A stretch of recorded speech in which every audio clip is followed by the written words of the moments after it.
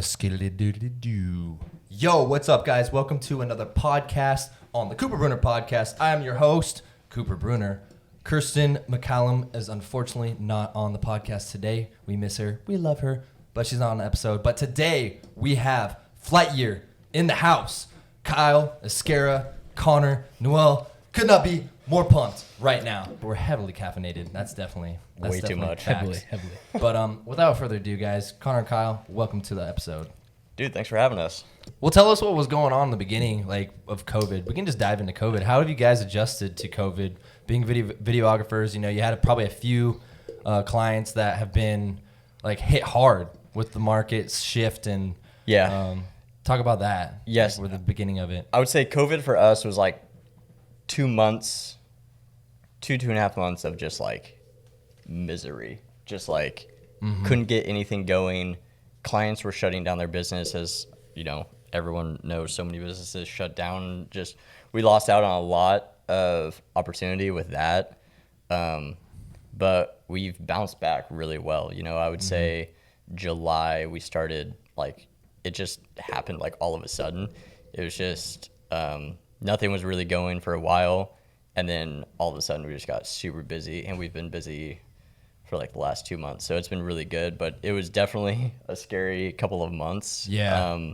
But I'm just glad we were able to get out of it and get back to business. From your timeline though, you know, when it first started, from a marketing standpoint, how did you come up with any strategies? Did you go through network, or did you come up with like any digital changes, or talk about that? So this year we've been really working on implementing a lot of automations into our business. Some of our friends out in Chicago have helped us put together a really nice like CRM system for our business to automate a lot of stuff, which is super helpful.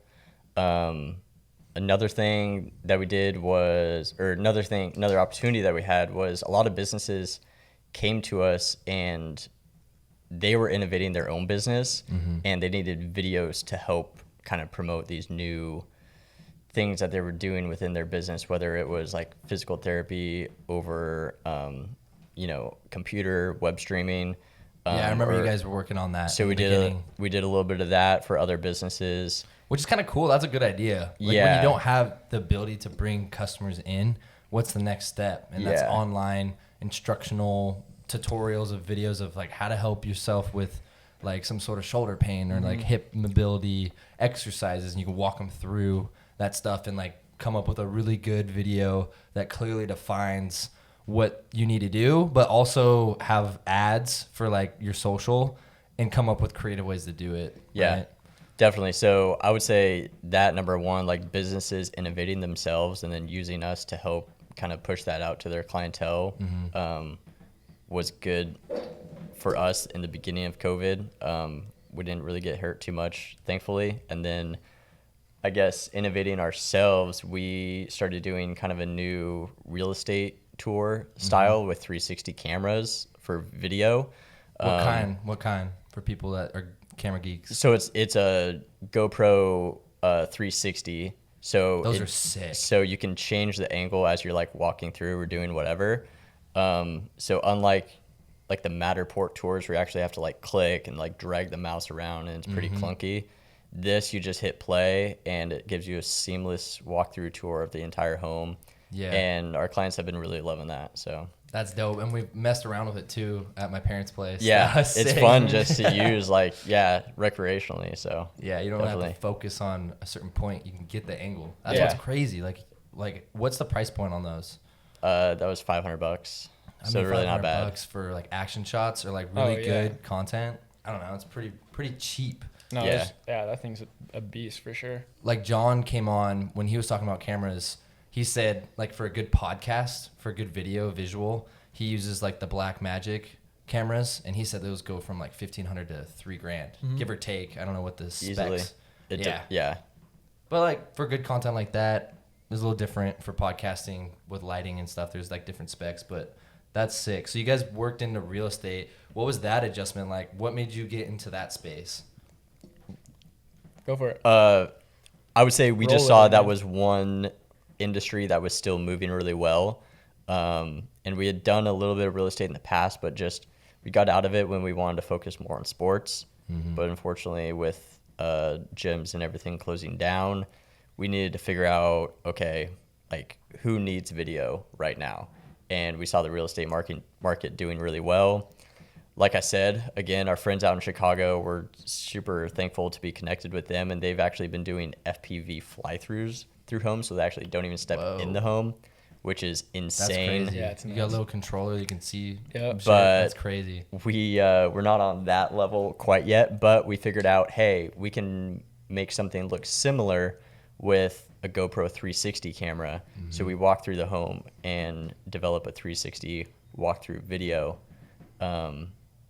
And yeah, I kind of forgot. Yeah. So not only was like the real estate market like still in existence, like it's not just going to disappear. Like people still need homes. It's summertime. People are buying. And people are moving out. So we saw that, and then that with the mixture of we've seen just so many Matterport videos where it's just so clunky and boring and hard to get through a house.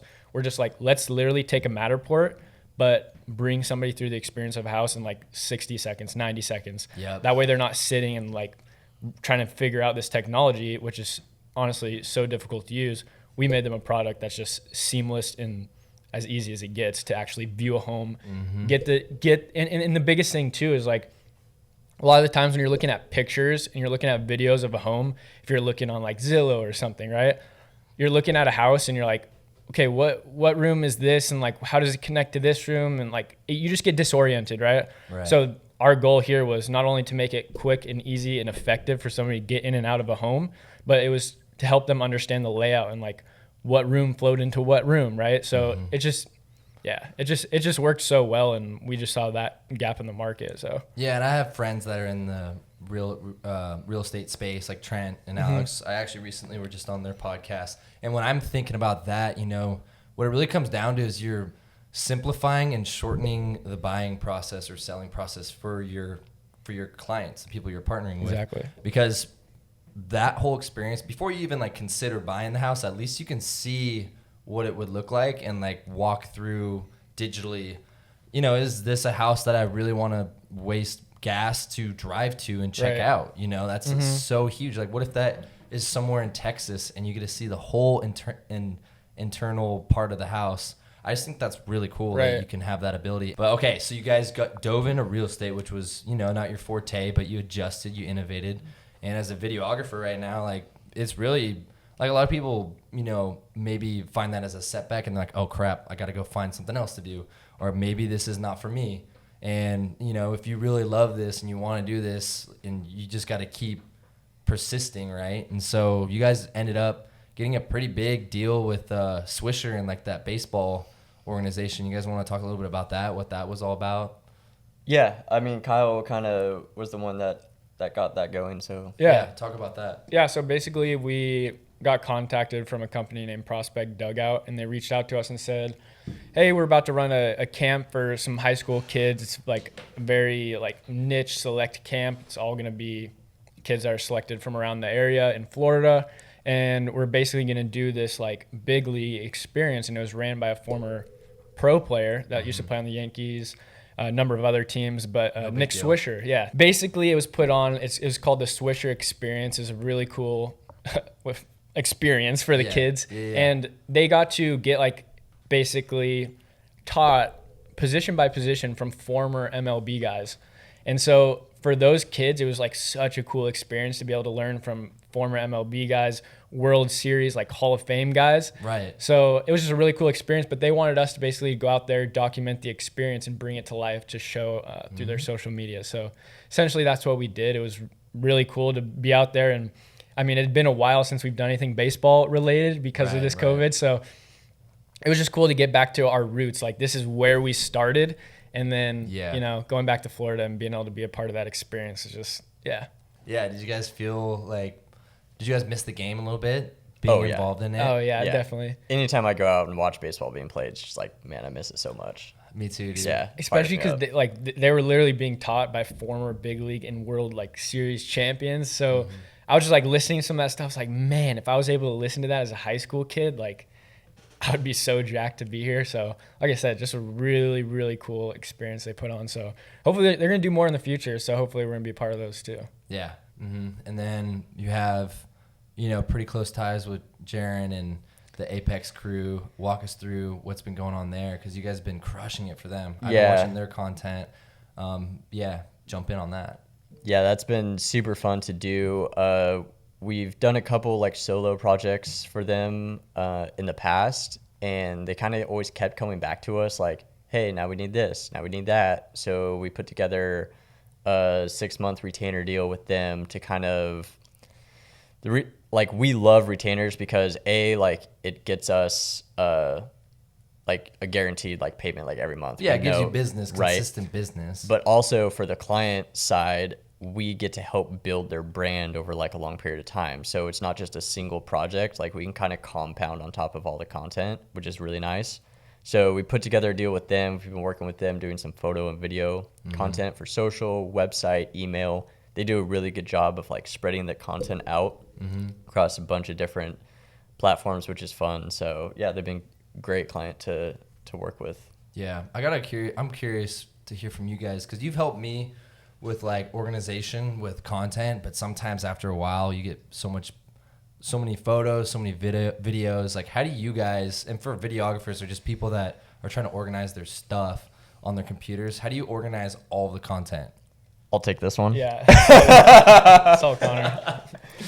I'm kind of a neat freak, but OCD. I guess it's hard to explain over like words. It'd be easier to show. But the reason I asked that is like, it's just a small little tidbit. Like, it's just something to throw on here because, maybe there's someone listening in right now that like aspires to be where you guys are at. And if you don't really have a plan of how to stay organized, like that compounds in your desktop, because it happened to me, definitely. becomes a mess. Yeah. It's like, where do you start? It's intimidating. Right? Yeah. Just throwing that out there, someone hears it. Like if they're tuning in, maybe they're in the car driving, or maybe they're running and they're like, oh, like that's actually a good idea. Like maybe I should start organizing my stuff. Yep. And I just like asking those questions. So I guess now that I have a chance to process that, like break down a little better. So like each year that's what we start with. So like 2018, 19, 2020, each of those is a folder. And then within that folder, we have each client or like each project that we work with.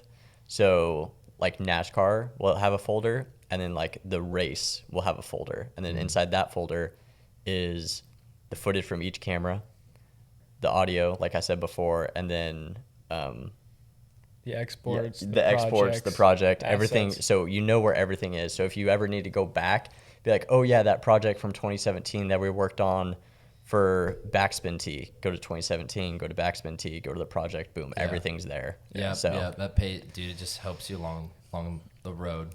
Down the line. Any other projects that you guys been working on other than like working for us? Yeah, maybe we can even talk about that. Like for those of you guys that don't know, like Flight Year Media, like Connor and Kyle actually help my family and I's businesses. Like for the two businesses, Replace and actually brands, Endurance Products and Replace, they help us with our video and photo content, and as well as they help me with my brand. Like a lot of my videos that I'm posting, I'll have Connor do like the photos and videos, and then I'll have Kyle. Recently, Kyle's just been coming in the morning with me and doing some like little quick videos. And it's just been the biggest game changer in my boat because, I could do it for sure, but at the same time, like I need like to step up my game. And if you want to separate yourself and also save yourself time and be efficient, you got to have like a team with you, right? And so it's been so awesome having you guys because, I can give it to the professionals and then me worry about the actual businesses. Definitely, yeah. Right. And that's when you separate yourself too. Like a lot of our clients that we're trying to get on board don't have that same understanding. So it's a little bit more difficult to help them get on board. And so when there's somebody that understands content and its importance, that's huge for us, because then when we go all in, we're able to show them everything that we can do. And typically once we work with somebody for a month or even one project, they understand. They're like, oh, okay, this is the real deal. This is how it needs to be from here on out. But to get people in the door people don't always understand that. So you guys have taken like a good commitment with us and been able to have us create some content and I mean, I think you guys have seen how that plays out. So, Pays off. Yeah, it definitely pays off. And like my dad doesn't know jack about social media, which is fine because fortunate for me, I'm like in it all the time. Yeah. And so like the biggest asset coming into my family's business is being in the social media space, understanding the environments of like Twitter, Facebook, Instagram, TikTok, knowing each platform and how they operate. I can explain it to you guys what we want, and that saves all of us time. Yep. You know, and like I don't have to be a professional at it. I can just tell you what I want, and then you guys can do your thing, and that just saves you like so much time. Well, I wanna ask you a few more things. I wanna go into like the equipment and like setup stuff from you guys, what you guys do for your cameras and whatnot. Just so for people just that want to geek out on that stuff, you know. I think this is going to be probably looks like new gear coming through soon. Let's go. Yeah, you got a new announcement coming. So talk to us about like the cameras, like what you've used before you're going to get the new one that you're about to talk about. But yeah, what do you like to use? Yeah, so when Kyle and I first started this thing in 2017, he was definitely way more into cameras than I was at that time. He had already had a DSLR 70D, I think, that you were shooting on. And we decided like we were going to take this serious. We're making a business, and we need to invest in some gear. So we're going back and forth between the Sony a7S II and the GH5, and I literally knew nothing about either of them. I didn't know anything about cameras at all, and Kyle was kind of going back and forth, and I was watching some videos, and he ended up deciding that the GH5 was probably the best option.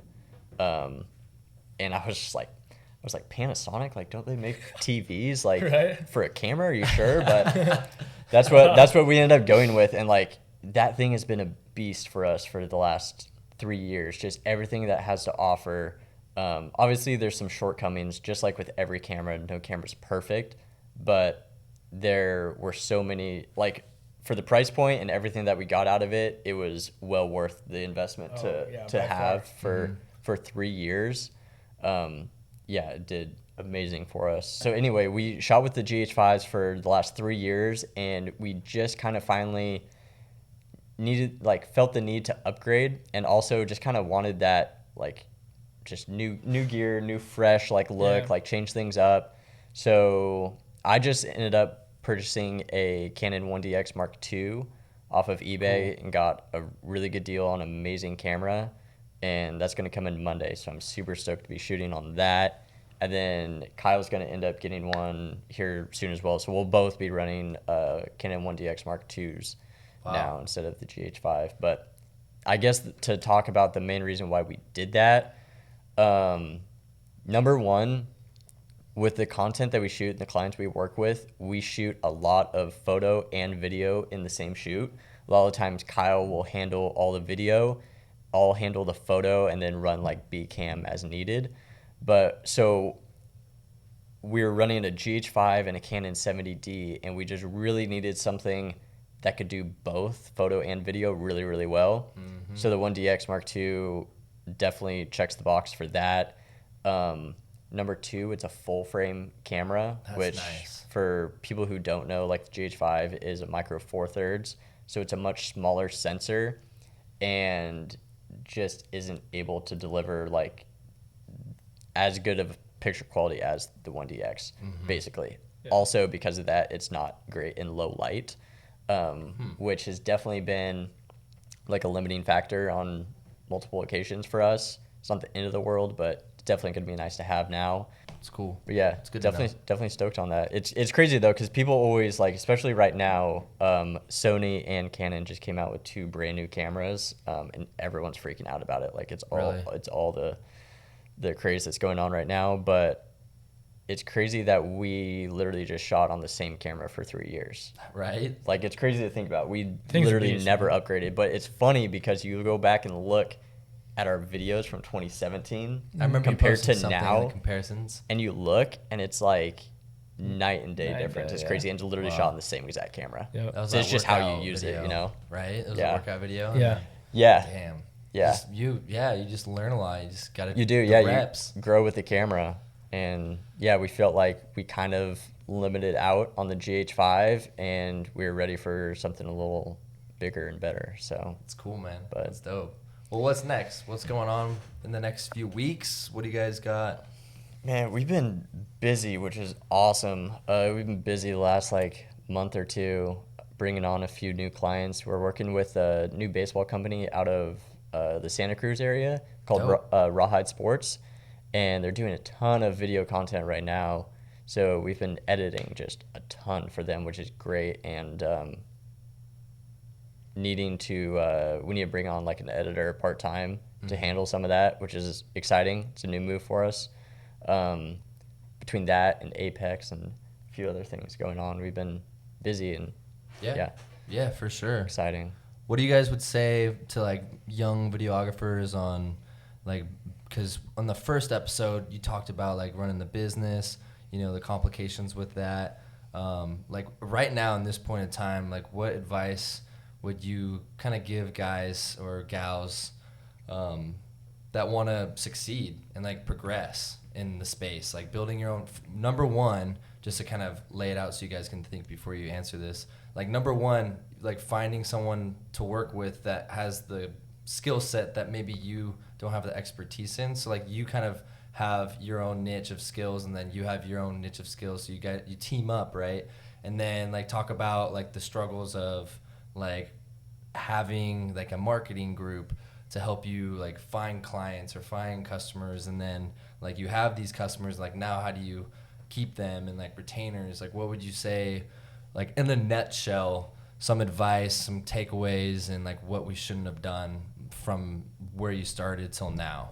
Quite honestly, I wouldn't change much of the process at all, because so much of that is learning what you're good and what you're not good at. It's the reps. So as far as finding what you do and don't like, one thing that I wish we would have understood a little bit sooner that we're working at is, just because you don't like something doesn't mean it can't still be really profitable for your business. For instance, I think Connor mentioned this before, we're working on a lot of systems and processes for our business, and that is by far, I guess if we could have done something different from the start, that's what it would be. And that's what I would encourage people to try to focus on from the very beginning. Mm-hmm. When you're doing something, there's always a process to something that you're doing. Document it, literally list out every single thing that you're doing that went into that project. And then that way you have a baseline to go off of. So let's say we don't doing long vlog edits, for instance, right? We're going to create a process around everything we do. We're going to create a process of how we edit these vlogs, from how we download the footage to the very final export and how we upload it, right? So we're going to document each and every step. That way, when we bring somebody on, we have all those steps documented so that we can show them exactly how they should be doing this, the way that we want them to do it. So we actually go in, we do the dirty work at first. We understand the process, we build the system out, and then we can show them. So I would say, just because you don't like something doesn't mean it can't be profitable.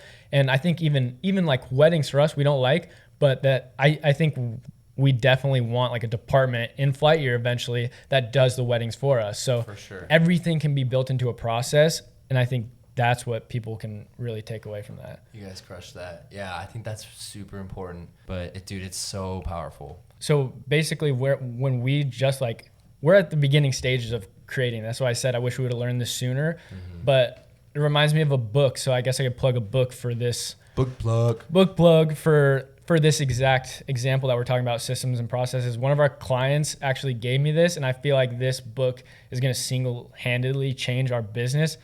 Dumb book name. It's called The E-Myth Revisited. Okay, it's weird book name, but I've never read a book and been wow, I can't believe I'm just learning this, but I'm glad I did, because this is going to change the game. And I think you showing that you're having processes for your business, it shows that every single business, no matter who you are, should have these put in place. Yeah. And what it said really good in the book was basically, you want to build your business from even from the start as if you were going to franchise it. So we're not going to franchise Flight Year Media, but we're building it as if we were. So they give the example of McDonald's. McDonald's is the most, quote unquote, it's the most successful small business in the world. right? They say small business because all it is, it's a perfectly laid out franchise. It's so dumbed down. And the experience that someone gets from McDonald's, usually, of course, there's exceptions. The experience that someone gets from McDonald's is nearly the same every single time. Yep. Same thing with the Marriott hotels, Hilton Hotel, right? Yep. So places like that, everything can be turned into a franchise model, whether you're franchising or not. And those processes will play in the business like we talked about. That's crazy. You said that too. And dude, this is such a good point. I told my dad, because I've been reading a ton since I left my analyst job to work for my dad. And the first thing I asked him is like, Pops, like, what's your exit strategy? Like, if you died tomorrow, could the business still run? And he like thought about that for a second. And he's like, honestly, there are a few things that I only know that I need to put down on paper. And that's literally when we started the OneNote. I was like, Dad, we need to do this now. Like, we got to get this going like before like the end of September. Like, this was me talking to him in like February, March, before COVID happened. Cause I was just like, what if like you just got super ill and then I had to take over and then like I don't know how to do a certain thing like this. Like, you have to write it down so I know it. And then so now I have this whole book of knowledge where I can just share it. And technically I could value my company for one. A lot of people don't even think about that. Like, how do you value your company? Well, like what are the specifics to your business? Like, what value do you bring? What are the steps to do certain tasks? You got to consider that. Like, you got to think, like, if you were to sell or go public, especially if you're going to go public, you got to have everything dialed, like your financials, and like everything is secured, efficient, and procedures and processes are the single-handedly most efficient and effective way to make sure that you're trained, like people that are getting trained know what they need to do. And the worst case is they just go up to you and they ask you a question and then you go and show them, but it's on paper or in some sort of the cloud, if you will. Exactly. Yeah, we're doing video right now. So we're like, as we do specific tasks or edits or whatever, like we're screen recording everything we're doing, and then we'll do voiceover for everything. That's huge. So it's going to be a game changer for sure. It's going to help out in the long run. So sick. Stoked about it. Awesome, guys. Man. Yeah. Boom. Well, that's all we got, guys. Thanks for tuning in, as always. But actually, before you guys turn off, or I know you guys are probably tuned out, but if you're tuned back in and you're driving and you're listening to me right now, please leave a rating or review. 5-star preferably. Just saying, a 5-star would be really cool. I'm talking Asmer. Very cool. If you're going to leave a review, it better be 1, 2, 3, 4, 5 stars. But if you've got any value in the show, guys, please give a rating or review. You guys want to sign off at all? Anything cool you want to say? While you're out here? While you're out here, baby. Thanks for having us, Coop. Peace. Make today count.